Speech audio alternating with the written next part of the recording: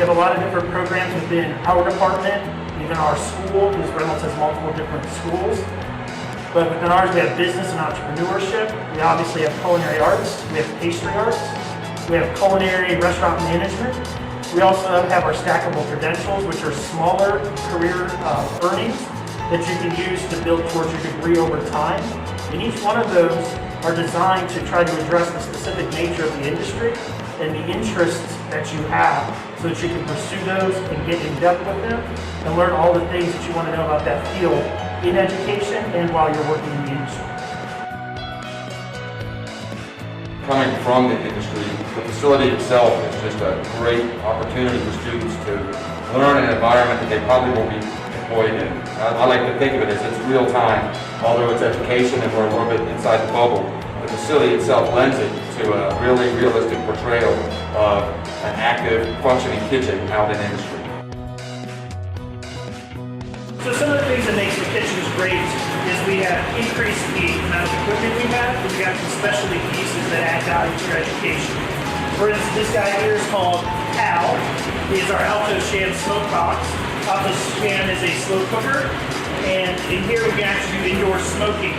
So if you're able to smoke some chicken in here, finish it on the grill for Mark's presentation. One of these pieces of equipment are very unique, but it gives you the opportunity to not have to have outdoor space, and you can regulate the temperature, time, and hot holding on here. It's one of the ways that we improve your education by having different types of tools you'll see in the industry. So another piece of equipment is this flash chiller here. We've got the panel here, but what's unique about this is in the industry we got to monitor times and temperatures. That's extremely important. We chill things by refrigeration, by ice baths. This, we could actually roll an entire speed rack in with our stock, our sauces, or chicken and so forth. We got these gigantic coils here that will chill things down in a matter of minutes, and it'll even take them from cooked to chilled to frozen in under 30 minutes. Continuing on with some of the specialty equipment we've got to make sure that we're connecting your education with industry. We don't want you to go to school and when you get a job, be this far apart on understanding what it takes to keep the job that you got.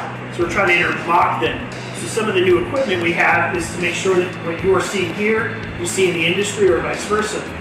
So this piece of equipment here is a Rationale. There's also a Lennox and a Cleveland style. This is a combination of them. It does dry heat cooking, moist heat or steam cooking, and it does low and slow. You can even make beef, chicken jerky or something in here as well.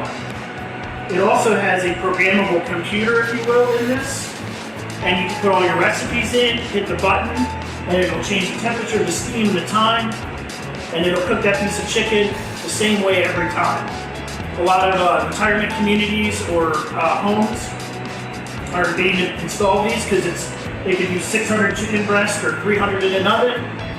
Set the timer, they know how long it takes to cook that many with that much chicken or steam, how to roast it, how to get it cooked perfectly.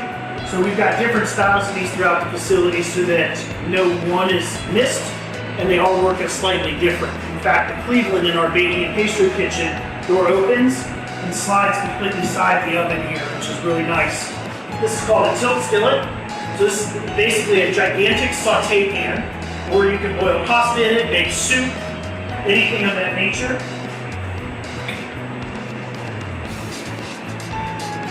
And it'll raise.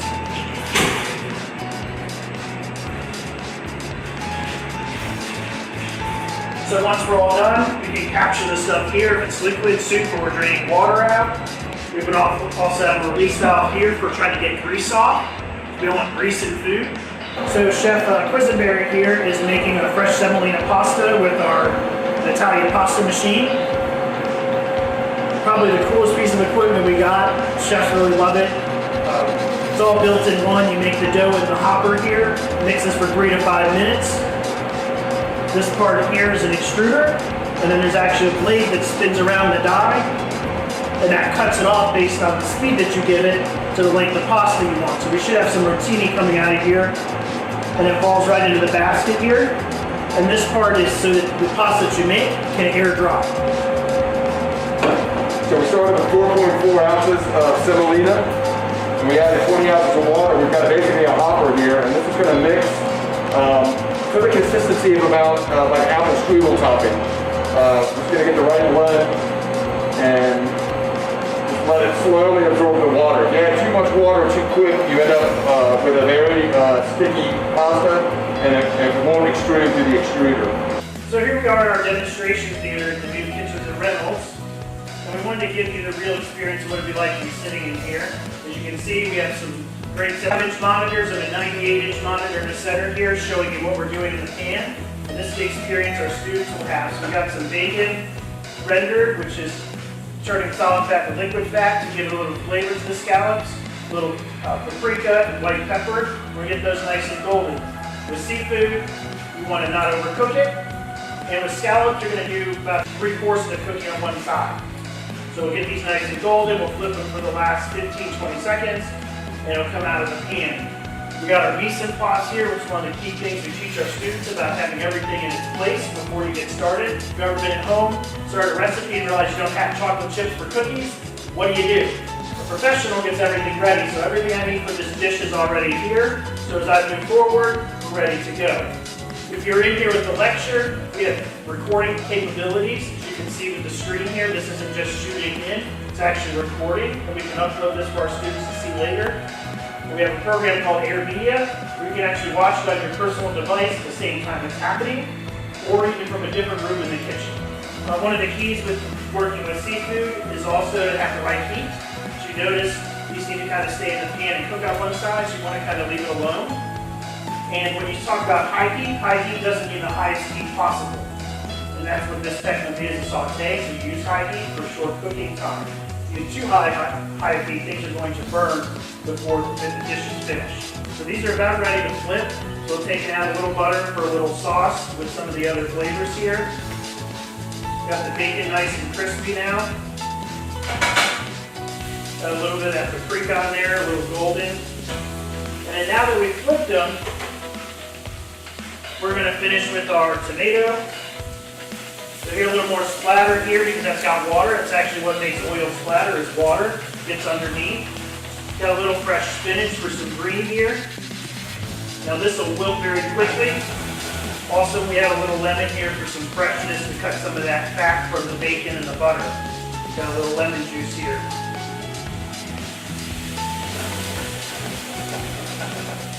And we got a little tarragon and parsley for herbs for some brightness and freshness to the dish. Hold off the heat, and the dish is ready.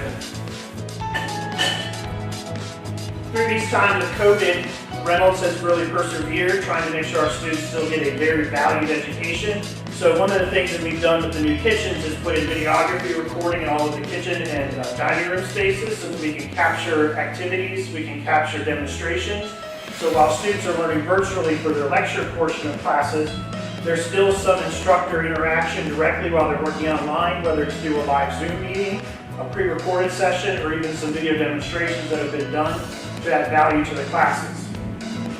We still have on-campus classes for our lab, so when the students are physically cooking, they're actually in the kitchen preparing dishes like the scallops here, or any number of things based on what term or semester they're in as a student.